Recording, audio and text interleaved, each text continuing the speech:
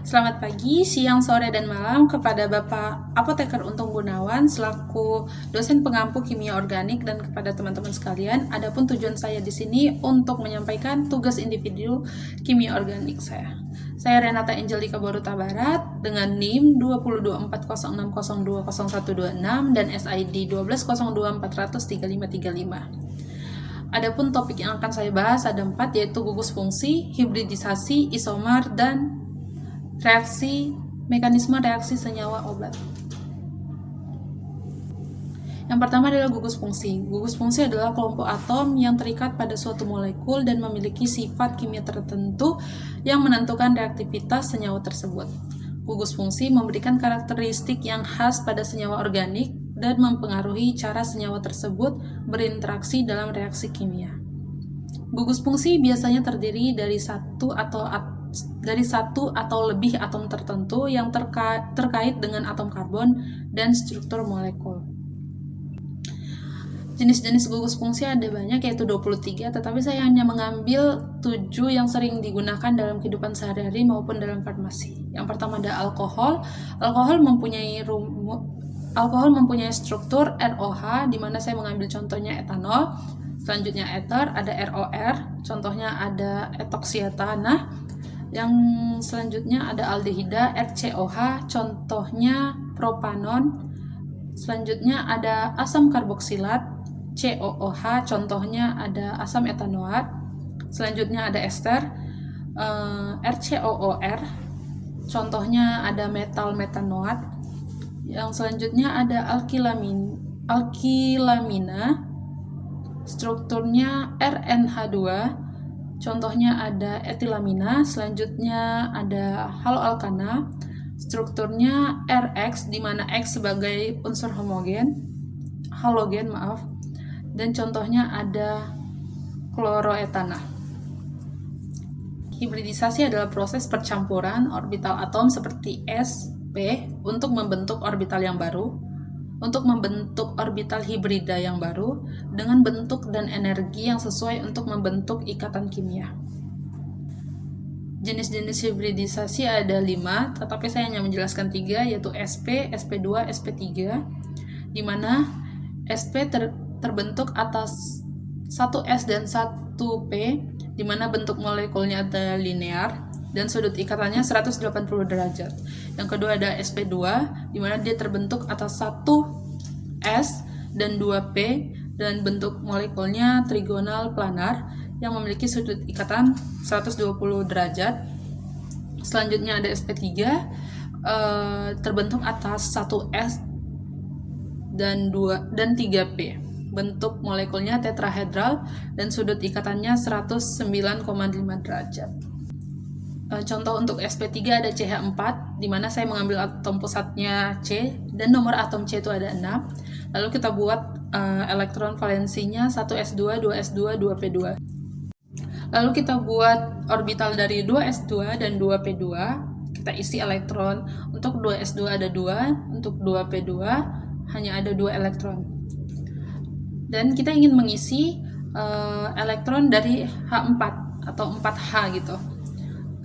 Jadi kita harus mengosongkan satu-satu orbitalnya saja, seperti ini. Kita akan mempromosikan elektron dari 2S2 ini ke 2P2 sehingga 4 orbital saja yang kosong. Lalu kita bisa masukkan elektron 4H ke dalam masing-masing orbital.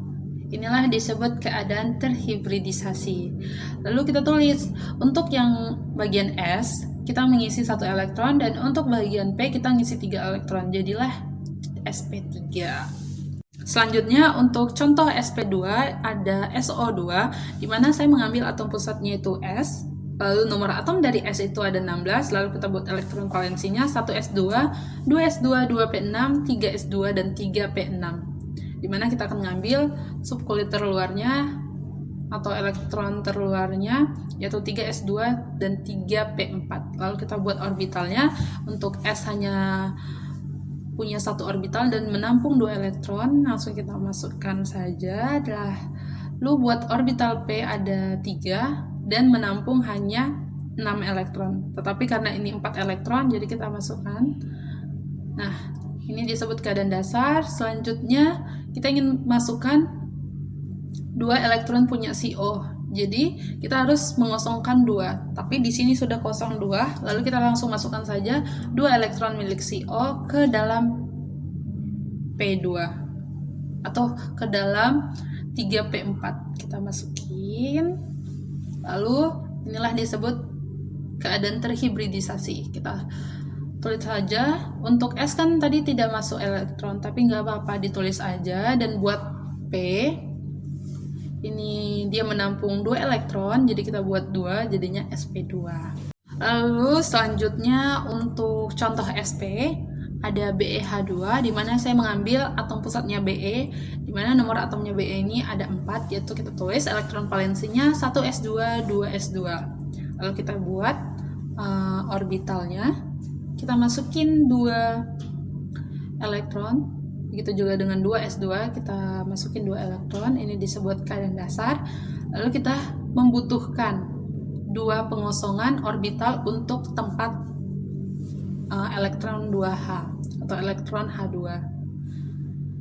Lalu karena kita membutuhkan orbital yang kosong. Lalu ketika kita pindahkan, yaitu kita pindahkan punya 2s2, kita akan promosikan elektron 2s2 ke dalam 2p2, sehingga di sini akan terjadi pengosongan di 2s2 dan 2p2. Lalu kita masukkan elektron 2 punya H. Ketika sudah, inilah disebut keadaan terhibridisasi. Lalu dari 2s2 kita memasukkan 1 elektron, kita tulis S1, karena 1 nggak usah ditulis, jadi kita tulis S saja. Lalu buat punya si P, kita masukkan 1 elektron saja, lalu kita tulis P, dan 1 nggak usah ditulis, dan hasil akhirnya menjadi Sp. Isomer adalah di mana suatu senyawa yang memiliki struktur berbeda tetapi rumus molekulnya sama. Yang pertama ada isomer dari C7H16, yaitu yang saya dapat ada 9, 1 N-pentana, 2 metil-heksana, yang ketiga ada 2,2 dimetil-pentana, yang keempat ada 3 metil heksana, yang kelima ada 3,3 dimetil pentana, yang keenam ada 3 etil pentana, selanjutnya ada 2,4 dimetil pentana, selanjutnya ada 2,3 dimetil pentana, dan yang terakhir ada 2,2,3 trimetil butana. Dan di sini ada isomer C6H14O. Ini memiliki 2 bentuk gugus fungsi, 1 bentuk alkohol dan 1 lagi bentuk eter. Yang pertama akan saya jelaskan bentuk alkohol. Kenapa disebut bentuk alkohol? Karena memiliki rumus CnH2n ditambah O. Dan saya menemukan sebanyak 17 isomer. Yang pertama ada N-heksanol, yang kedua ada 2 heksanol, yang ketiga ada 3 heksanol, yang keempat ada 2 metil 1 pentanol, yang kelima ada 3 metil 1 pentanol, yang keenam ada 4 metil 1 pentanol, yang ketujuh ada 3,3 dimetil 1 butanol, yang kedelapan ada 2,2 dimetil 1 butanol, yang kesembilan ada 2,3 dimetil 1 butanol, yang ke-10 ada 2,2 metil 2 pentanol. Selanjutnya yang ke-11 ada 3 metil 2 pentanol, yang ke-12 ada 4 metil 2 pentanol, yang ke-13 ada 3 metil 3 pentanol, yang ke-14 ada 2 metil 3 pentanol, yang ke-15 ada 2 etil 1 butanol, yang 16 ada 2,3 dimetil 2 butanol, yang ke-17 ada 3,3 dimetil 2 butanol. Selanjutnya isomer C6H14O bentuk eter. Kenapa dikatakan bentuk eter? Karena memiliki rumus CnH2n tambah 2O, dimana saya menemukan ada 15 isomernya. Yang pertama itu ada 1 metoksipentana, 2 etoksibutana, 1 propoksipropana, 2 metoksipentana, 3 metoksipentana, 2 etoksibutana, 1 isopropoksipropana, 2 metoksi 2 metilbutana, 2 etoksi 2 metilpropana, 1 metoksi 3 metilbutana, 1 metoksi 2 metilbutana,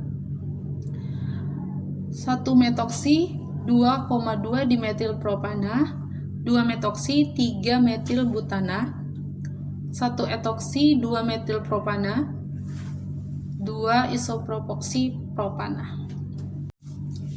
Selanjutnya ada mekanisme reaksi sintesis fenilasetat. Fenilasetat dikenal juga sebagai asam fenilasetat, yaitu senyawa organik yang memiliki peran penting dalam bidang farmasi sebagai bahan baku atau bahan pembantu pembuatan berbagai obat. Fenilasetat digunakan sebagai bahan baku utama dalam produksi beberapa obat penting, termasuk anestesi, analgesik atau pereda nyeri, dan obat pembunuh kuman seperti antiseptik. Fenilasetat juga merupakan prekursor yang dapat disalahgunakan untuk membuat narkotika seperti amfetamin dan metamfetamin, sehingga penggunaannya diawasi ketat oleh Undang-Undang 14, yaitu penyalahgunaan senyawa ini dapat menyebabkan ketergantungan, halusinasi, dan gangguan kepribadian. Struktur fenilasetat seperti ini, di mana rumus kimianya ada C8H8O2 yang strukturnya terdiri atas gugus fenil C6H5 yang terikat pada gugus asetat CH2COO. Senyawa ini sering kali digunakan dalam industri farmasi dan parfum, di mana cincin C6H5 ini adalah cincin aromatik benzena. CH2 ini sebagai jembatan metilan yang menghubungkan cincin benzena dengan gugus karboksilat, dan CO adalah gugus karbonil. Untuk OCH3 adalah gugus ester metoksi. Selanjutnya adalah mekanisme fenilasetat. Yang pertama adalah pembentukan ion fenoksida. Reaksi ini dimulai dengan fenol atau C6H5OH. Ketika fenol dicampur dengan natrium hidroksida NaOH, akan terjadi reaksi di mana natrium hidroksida membantu menghilangkan proton H+ milik si fenol. Proses ini akan menghasilkan ion fenoksida yaitu C6H5O- dan juga air H2O. Ion fenoksida ini lebih reaktif dibandingkan fenol biasa karena memiliki pasangan elektron bebas yang dapat digunakan untuk menyerang zat lain. Selanjutnya ada serangan nukleofilik, di mana ion fenoksida berfungsi sebagai nukleofilik yang akan mencari atom yang memiliki muatan positif untuk diserang. Dalam hal ini, ia akan menyerang gugus asetat, yaitu CH3COO- yang berasal dari asam asetat. Gugus asetat ini juga berasal dari anhidrid asetat, yang merupakan senyawa kimia. Kimia yang lebih reaktif. Serangan ini akan membentuk ikatan baru antara fenoksida dan gugus asetat. Langkah ketiga adalah pembentukan fenilasetatnya sendiri, yaitu setelah serangan terbentuklah fenilasetat yaitu C6H5OCOOH3 dan ion asetat yaitu CH3COO- sebagai produk sampingan. Fenilasetat sendiri adalah senyawa ester yang diinginkan dalam reaksi ini. Reaksi ini juga menghasilkan air sebagai produk sampingan, tergantung kondisi reaksinya bagaimana. Jadi mekanisme reaksi sintesis fenilasetat ini melibatkan 2 langkah, yaitu pertama pembentukan ion fenoksida dari fenol sendiri, dan kedua serangan ion fenoksida terhadap gugus asetat untuk membentuk fenilasetat.